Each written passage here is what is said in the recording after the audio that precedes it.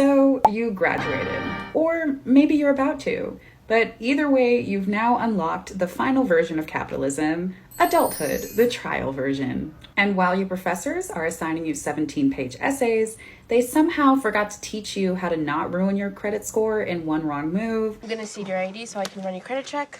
As long as you have a job, arms and a leg, the system will approve you, you know.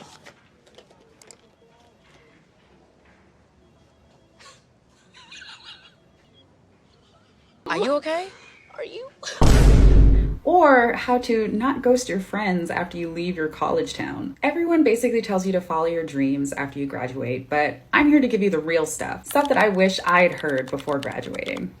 Hi, welcome back to my channel, The Daily Quest. For those of you who don't know me, I'm Elle, and I like to make videos that romanticize my life. Now that I've been out of school for coming up on a year now, I thought it would be good to give you guys some advice and tips that I wish people had told me before graduation.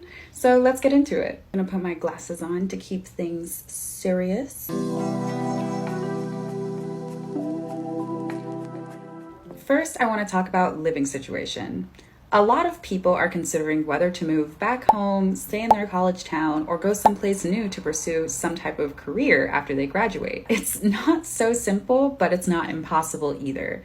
First, you should definitely recognize your credit score. Make sure you have credit to begin with. You will need roughly a 650 to 700 credit score minimum in order to rent without a cosigner. And keep in mind that one missed bill or one missed payment can really tank it in a second. Definitely consider this tip of setting your bills to auto pay.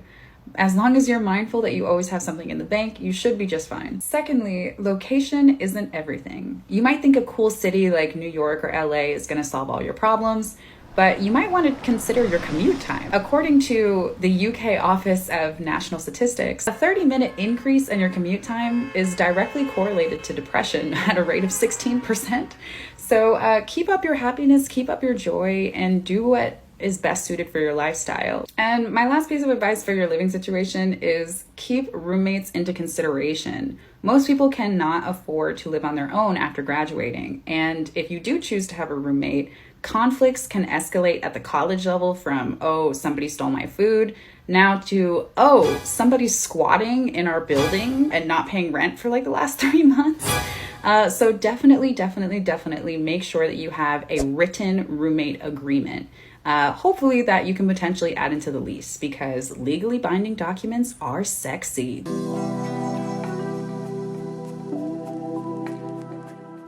Next, I'd like to talk about goals. It's totally okay to pivot. According to Georgetown's Center on Education and Workforce, about 1 in 3 graduates never end up working in a degree-related field. You're totally allowed to change careers at any time and say yes to every opportunity that you're offered, whether it's in the culinary field, entertainment, mathematics, and STEM. You don't know what direction you're going to head in, so it's in your best interest to not say no to anything. Additionally, every single experience you can learn from, even if it's simply just learning what you don't like and what doesn't work for you. Finally, you don't owe your past self a life that you don't want. Please avoid the sunk cost fallacy. Just because you've invested a lot of time into something doesn't mean that it's your true calling, and it doesn't mean that you have to stick with it. Switching to something brand new does not negate all of the effort and commitment that you put into your old topic of choice. Rather, I think it emphasizes your new strength and your ability and determination to persevere into something new. Honestly, I majored in something thinking that it would define me, statistics and data science. Nerd. But I have so many other skills that opened up other doors for me. And now that I'm out of college, I'm trying to find ways that blend everything together. And that's honestly what seems to be working for me. So my advice for goal setting is to write a don't do list. Goals are great, but finding out what drains you can be even better. Burnout comes faster when you're chasing activities that you're not genuinely interested in.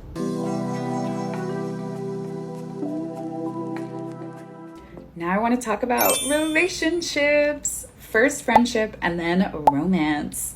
Okay, For your friendships, proximity was doing a lot of the work. Friendships can be super passive when you see everybody every single day. But when you graduate, you have to be really intentional about making time for others and securing your bonds with the people you care about. A study from the Journal of Personal and Social Relationships explained that it takes about 200 hours to turn an acquaintance into a friend. That's a whole season of your life, which is super different than trauma bonding over a final exam at 2 a.m. Suddenly, you're across cities, states, or even countries, and your friendship is going to need a little bit more than a text saying, oh, let's hang soon, and then y'all never meet up. So my tip for this is to give your friendship a little bit of infrastructure, okay? Make some standing plans like, oh, let's cook dinner together. Oh, let's go to this event at this time. And maybe make a little Google Calendar invite. Hey Ryan, how's it going, man? Oh, good, man. Did you just send me a Google Calendar invite for the spontaneous conversation that we're about to have right now? So are you able to make it or no? Because I could reschedule. I have a 3:30 to 4 tomorrow. It's going to be a.m. Whatever you need to do to remind your friend group to see each other in person is extremely important and helpful. Also, don't feel too sad if friendships fade after time apart from college. It doesn't mean those friendships were fake. It just means they were seasonal. People come in and out of each other's lives all the time, and I'm sure that the time you spent with your loved ones was what you needed during that era of your life. Now let's get onto the hot topic of romance. Oh, so steamy. Everyone thinks they're supposed to be in love in their 20s, that you're supposed to find the one, but trust me, sis, you're not behind, okay? 63% of adults under 30s say that they're working on themselves right now, that they're not necessarily looking for a relationship. Number one, everyone moves at their own pace, so whether you've had your first kiss or moved past third base, you're right on time. After graduation, you're in a period of self-growth and self-discovery. So I would avoid dating apps because they're literally like casinos for your brain. 早上好，中国！现在我有冰淇淋，我很喜欢冰淇淋，但是速度与激情就比冰淇淋。有一个错误，所有人问我，所有人给我很多资讯 information。 Your mind was not made to swipe on 70 people all at one time, and they can definitely impact your self-esteem in not so great ways. You get a bit of a dopamine kick when people compliment you and reach out, but are these the types of relationships that you really want to pursue, or would you rather meet someone organically who shares a similar hobby or is local in your area? Here's the hard pill to swallow. NIH research says that any relationships formed before the age of 25 are really likely to break up afterwards. And that's literally because your prefrontal cortex finally develops around that time. So I wouldn't put any pressure on yourself to date until you're ready to take it seriously and you're secure enough with yourself, where you are financially, in life, with your self-confidence, and more. But I feel like we should transition into confidence because there's a lot to unpack here.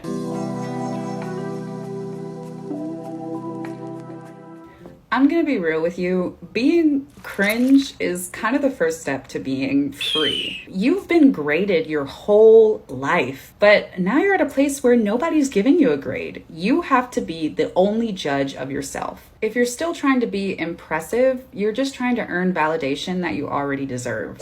And the real people winning here are the people that are aggressively being themselves. Also, having a bit of existential panic is not super out of the ordinary. It's totally real to have your quarter life crisis and to not feel super happy yet. You're not a failed prodigy who didn't become a millionaire by 25, and it seems like you're honestly just doing your best in a world that's kind of broken. Normalize being a beginner, and normalize the idea that success isn't an aesthetic. Success happens. It happened. It will happen. It is an event that you achieve of your own determination, and successful people try and try again. It's also important not to let other people's values be imposed upon you during this time. If your family may have wanted you to be a doctor and you are considering other pathways, now's the time to do that. Be true to yourself. Take a monthly audit of yourself. Think about what you're proud of. Think about what you want to try next. And think about what felt wrong Doing this little audit can give yourself a monthly check-in about what activities and goals feel good to you, and what genuinely makes you happy. Does going to the gym all the time make you happy? Does going to bars and socializing make you happy? Does making a YouTube video make you happy? Keeping an index of everything that you've accomplished and things that you're looking forward to can be really helpful for this time in your life.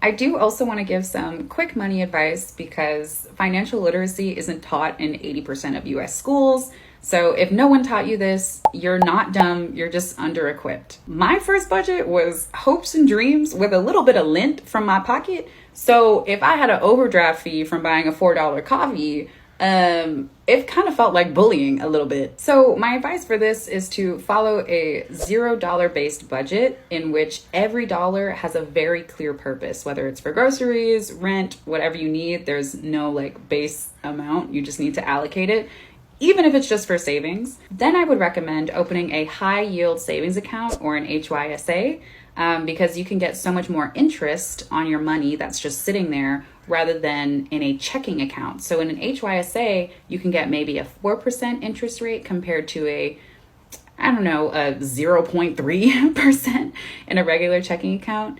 Also, as far as filing taxes, for those of you that are doing that for the first time, there's so many free online courses and programs you can reach out to. Sometimes even at your local library, they will have events that will teach you how to file taxes. The average American doesn't hit $1,000 in savings until about age 33. So you're not behind if you're just starting. So yeah, nobody gives you a handbook when you graduate. They merely give you some debt and a flimsy piece of paper that's supposed to get you a high-paying job, but maybe not in this economy. Anyways, I digress. Thank you so much for watching this video. If you found it helpful at all, please give it a like and subscribe to my channel for more content like this.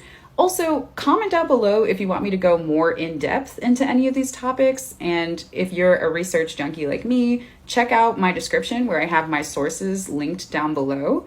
But yeah, stay tuned for the next video where we can find more ways to explore, create, and level up. Thanks for watching.